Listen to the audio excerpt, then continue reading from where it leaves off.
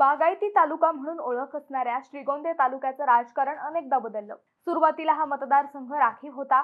त्यावेळी या मतदारसंघावर बाबूराव भारसकर यांनी सलग 3 वेळा आमदार होण्याचा बहुमान मिळवला। त्यानंतर तालुक्याच्या नाड्या स्वर्गीय शिवाजी बापू नागवडे व त्यानंतर बबनराव पाचपुते यांच्या हातातच राहिल्या। कसं बदललं श्रीगोंद्याचं राजकारण याच विषयीचा आमचा हा स्पेशल रिपोर्ट। नमस्कार, मी अद्वैता आणि आपण पाहत आहात अहिल्यानगर लाईव्ह रिपोर्ट, नगरी राजकारणाचं परफेक्ट अनालिसिस। श्रीगोंदा मतदारसंघात 1962 साली काँग्रेसचे बाबूराव महादेव भारसकर हे विजयी झाले।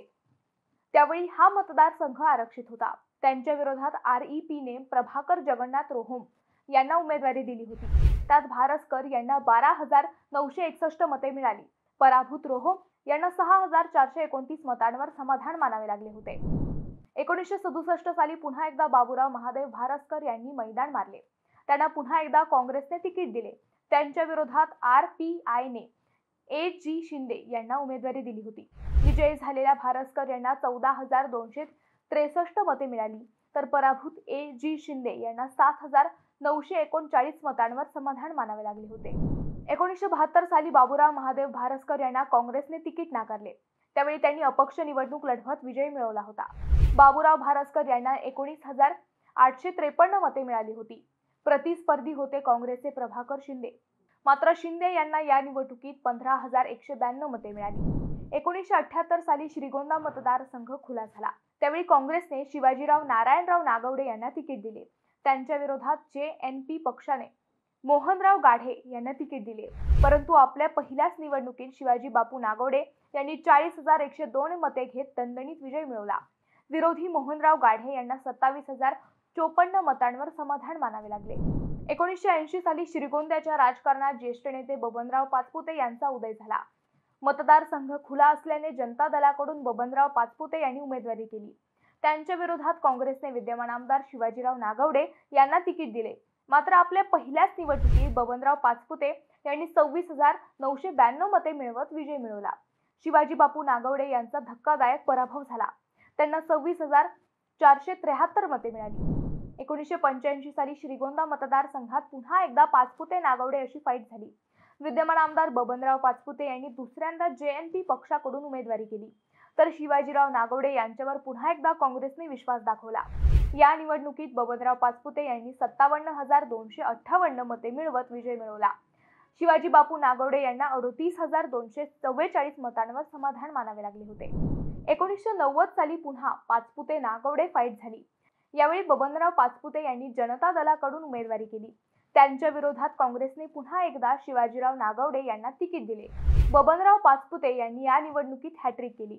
त्यांना 52,738 मते मिळाली, तर शिवाजी बापू नागवडे यांना 51,920 मते मिळाली। 1995 साली बबनराव पाचपुते यांनी आपली चौथी निवडणूक काँग्रेसकडून लढवली। काँग्रेसने त्यांच्यावर डाव लावला। यावेळी त्यांची लढत बाबासाहेब शहादू भोस यांच्याशी झाली। बाबासाहेब भोस हे अपक्ष निवडणूक रिंगणात उतरले। त्यांनी पाचपुतेंना तगडी फाईट दिली, मात्र पाचपुते यांनी चौथ्यांदा विजय मिळवला। पाचपुते यांना 64,957 मते मिळाली, तर भोस यांना 46,433 मतांवर समाधान मानावे लागले। 1999 साली शरद पवारांनी राष्ट्रवादी काँग्रेस पक्ष स्थापन केला। त्यावेळी विद्यमान आमदार असलेले बबनराव पाचपुते शरद पवारांसोबत गेले। राष्ट्रवादी काँग्रेसने त्यांना तिकीट दिले, परंतु यावेळी काँग्रेसने पुन्हा आपले जुने शस्त्र बाहेर काढले। काँग्रेसने शिवाजी बापू नागवडे यांना तिकीट दिले। या निवडणुकीत मात्र शिवाजी बापू नागवडे यांचा दणदणीत विजय झाला। नागवडे यांना 64,738 मते मिळाली, तर पाचपुते यांना 56,663 मतांवर समाधान मानावे लागले। 2004 साली श्रीगोंद्याचं राजकारण पुन्हा बदललं। राष्ट्रवादीत गेल्यानंतर पराभव झाल्याने बबनराव पाचपुते यांनी यावेळी अपक्ष निवडणूक रिंगणात उडी घेतली। त्यांच्या विरोधात काँग्रेसने पुन्हा शिवाजी बापू नागवडे यांना निवडणुकीच्या रिंगणात उतरवले, परंतु अपक्ष असूनही बबनराव पाचपुते यांनी बाजी मारली। त्यांना 61,573 मते मिळाली, तर नागवडे यांना 42,288 मतांवर समाधान मानावे लागले। 2009 साली बबनराव पाचपुते यांनी पुन्हा राष्ट्रवादीत जाणे पसंत केले। राष्ट्रवादीने त्यांना तिकीट दिले। यावेळी त्यांच्या विरोधात नागवडे कुटुंबाची दुसरी पिढी म्हणजेच राजेंद्र शिवाजीराव नागवडे हे होते। राजेंद्र नागवडे यांना भाजपने तिकीट दिले। या निवडणुकीतही बबनराव पाचपुते यांनी 80,418 मते मिळवत दणदणीत विजय मिळवला। विरोधी राजेंद्र नागवडे यांना 52,973 मतांवर समाधान मानावे लागले. 2014 साली देशभरात मोदी लाट आली. या लाटेत बबनराव पाचपुते यांनी भाजपमध्ये जाणे पसंत केले. भाजपने त्यांना तिकीट दिले. आता शरद पवारांनी ऐनवेळी राहुल कुंडलिकराव जगताप या तरुण उमेदवाराला संधी दिली. राहुल जगताप यांनी ही संधीचे सोने केले. राहुल जगताप यांना 99,281 मते घेत दणदणीत विजय मिळवला. बबनराव पाचपुते यांना 85,644 मतांवर समाधान मानावे लागले. 2019 साली मात्र बबनराव पाचपुते यांनी आपल्या पराभवाचा वचपा काढला. या निवडणुकीतून विद्यमान आमदार राहुल जगताप यांनी अनपेक्षित माघार घेतली. त्यावेळी शरद पवारांनी ऐनवेळी घनश्याम शेलार यांना उमेदवारी दिली. या निवडणुकीत बबनराव पाचपुते यांनी भाजपच्या तिकिटावर 1,03,258 मते मिळवत दणदणीत विजय मिळवला. विरोधी राष्ट्रवादीच्या घनश्याम शेलार यांना 98,508 मतांवर समाधान मानावे लागले. 2024 साली पाचपुतेंनी आपल्या पुढच्या पिढीच्या हाती राजकारणाची सूत्रे दिली. भाजपने अगोदर त्यांची पत्नी प्रतिभाताई पाचपुते यांना तिकीट दिले, परंतु बबनरावांच्या आग्रहास्तव हे तिकीट बदलून त्यांचे पुत्र विक्रमसिंह पाचपुते यांना उमेदवारी देण्यात आली. त्यांच्या विरोधात यावेळी शिवसेनेच्या ठाकरे गटाकडून अनुराधा नागवडे व अपक्ष म्हणून राहुल जगताप हे 2 तगडे उमेदवार होते. या निवडणुकीत विक्रमसिंह पाचपुते यांनी दणदणीत विजय मिळवला. त्यांना 99,820 मते मिळाली. दुसऱ्या क्रमांकावर अपक्ष राहुल जगताप राहिले.